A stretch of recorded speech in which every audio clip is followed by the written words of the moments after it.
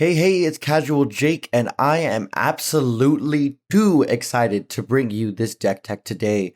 This is unlike any deck tech that I have done before because today I am bringing you a Vorthos deck tech based off of one of my favorite movie series. Speak, friend, and enter the minds of Moria while I share with you J.R.R. Carthalion, The Return of the King.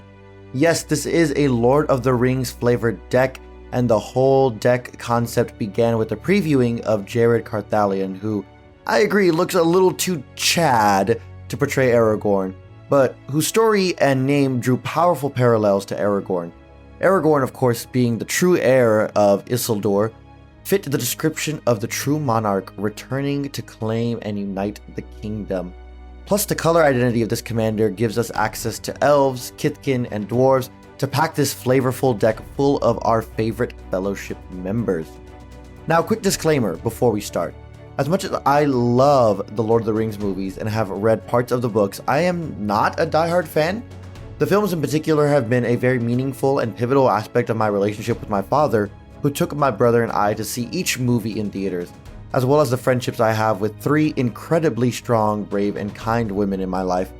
You know exactly who you are, and your friendships just make this deck even more meaningful to me. So no, I cannot fluently speak Elvish, but I do love this world and the characters in it. That being said, let's take a look at this deck. Our commander, J.R.R., of course, represents the returned King Aragorn. He costs 1 red, 1 green, and 1 white to cast, and is a 3/3 human warrior. He reads, when J.R.R. Carthalion, true heir, enters the battlefield, target opponent becomes the monarch. You cannot become the monarch this turn. If damage would be dealt to J.R.R. Carthalion while you are the monarch, prevent that damage and put that many +1/+1 counters on it. Monarch, for those of you who don't know, is a player designation that allows that player to draw a card in their end step if they are the monarch. They can lose the monarch if another opponent deals combat damage to them, leading to the crown being passed around the table. While this is a themed deck with many creatures and spells representing characters from the Lord of the Rings franchise, we still will play into the monarch mechanic to make sure that we are getting our full value for our commander. There is also a damage-based removal sub-theme, since when we are the monarch and J.R.R. takes damage, he prevents that damage and turns it into additional +1/+1 counters. Plus, I just think the monarchy is a fun mechanic to have in Commander. Well, now that we know our commander, let's meet the rest of the Fellowship. Our ring bearer can be seen in the card Figure of Destiny. That's right, Figure of Destiny is going to be our Frodo Baggins. Frodo is a small, unassuming figure who grows in strength and courage through his adventures, eventually fulfilling his destiny. This card plays with the idea of allowing us to sink mana into this hobbit to grow its strength and abilities. Let's just say that's one swole Baggins for sure. Speaking of hobbits, we need Frodo's right-hand man, and personally, my favorite character, Samwise Gamgee, represented in the card Mist Meadow Skulk. This little gardener can always seem to get around threats much larger than himself, almost as if he has protection from them. See, the card has protection. You got it.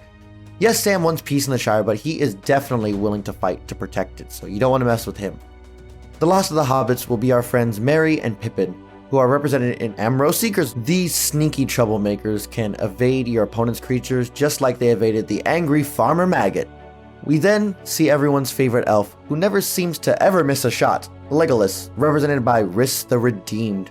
While there are many elf cards that may look a little bit more like Orlando Bloom, I really wanted this deck to, be good and win games, so Riss was a fine representation for our elven friend.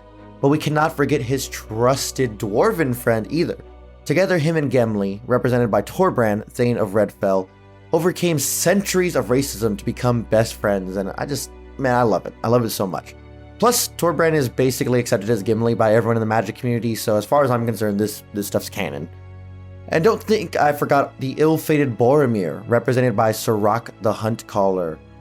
I was actually really happy with some of the physical similarities that they shared. I think they look good with the brown hair and everything, but especially love the flavor. Sirach lets us give creatures haste, and we all know that Boromir was ready to take that ring and plunge headfirst into a fight, even if it did result in his early death. At least he redeemed himself by defending Merry and Pippin, and for that, I pour some out for our man. But we cannot forget our last member of the Fellowship, the wizard who started it all, Gandalf, represented by 2 cards in this deck. The first being Mangara of Corridor. who will sacrifice himself to also exile another permanent. Maybe Balrog, let's just say, yeah. But the best representation of Gandalf has to be the card Dranith Magistrate, because you shall not cast your commander or other spells that are not in your hand. Well, with the Fellowship taken care of, it's time to mention some of the other characters that we will find in this deck list. Bilbo Baggins is represented by Gaddock Teeg. Shelob can be found in the card Arasta of the Endless Web. Galadriel finds a fitting card with Amara, Soul of the Accord. And we can see Treebeard's fondness for the hobbits represented in Guardian of Cloverdale. Now you can peep goblins and orcs throughout this deck, but you will also see the ever punctual eagles in the card Dusk Rider Peregrine. The eagles are coming after 3 turns of suspend counters. Gee, thanks, man. I mean, I guess we could have used you a little earlier, but I guess better late than never, am I right? But with all these beloved characters accounted for, let's take a look at the mechanics of this deck and how we plan to win. First, let's look at the Monarchy mechanic. Maintaining the Monarchy is important because it allows Jared to be pseudo-indestructible while growing in size. If we control the Monarchy, when Jared attacks, opponents risk blocking and growing his strength even more, or taking the commander damage just knowing that the next swing is only going to be bigger. Cards such as Dawnglade Regent, Palace Jailer, Palace Sentinels, and the new Courts of Ire and Bounty will give us the Monarchy when they enter, as well as provide us with value. Now that we have the crown, it's time to grow the strength of our true king. We can have him fight and take down other opponents' creatures with Uvenwald Tracker to take down the enemies, or we can have him beat up on Brash Taunter to grow him as well as inflicting some incidental damage on our foes. We also play damage-based mass removal such as Star of Extinction, Chain Reaction, and Blasphemous Act to wipe the board, grow Aragorn, and swing in to take out an opponent all at once. Lastly, we cannot forget Aragorn's iconic sword, Anduril, which was reforged, much like the card Black Blade Reforged. Yep, another flavor win. There's definitely some flavor points on that one, but just in case you don't have the Black Blade in your hand, you can always equip him with Ember Cleave or Mage Slayer, and that'll boost the damage, as well as Trailblazer's Boots to basically guarantee a finishing blow to your opponents. This deck will most often win with commander damage or just by dealing damage to our opponents with our other creatures. But that's not the point of this deck. The point is to relive some of those memories that make us fall in love with Lord of the Rings. When I cast Sam, it makes me think of my absolute best friend who I know will always be there and have my back. When I play Merry and Pippin, I remember the late night when another friend of mine and I had drinks and watched the Fellowship of the Ring and proceeded to gossip and make mischief in a very Merry and Pippin-esque manner. When the Fellowship is on the board, I remember the snow day when I invited my best friends over to watch the entire trilogy in one sitting, mind you, and they've never seen it before, so it was an undertaking. But I think about those memories to this day.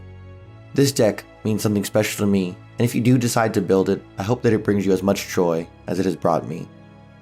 But now I would love to hear your thoughts. Are there any cards that you think I could switch out to better fit our heroes? Are there any other Lord of the Rings characters that you think we could add? Please tell me your thoughts down in the comments section so we can grow this story together. Make sure you like the video and subscribe to the channel for more deck techs, and follow my other social media accounts to stay up to date with my streams, videos, and life in general. Connecting through social media is great because it's a direct way to contact me, to get involved, and who knows, maybe we'll even brew up the next Commander video deck together. Oh, and I just thought about an ending for this video. And he lived happily ever after, to the end of his days.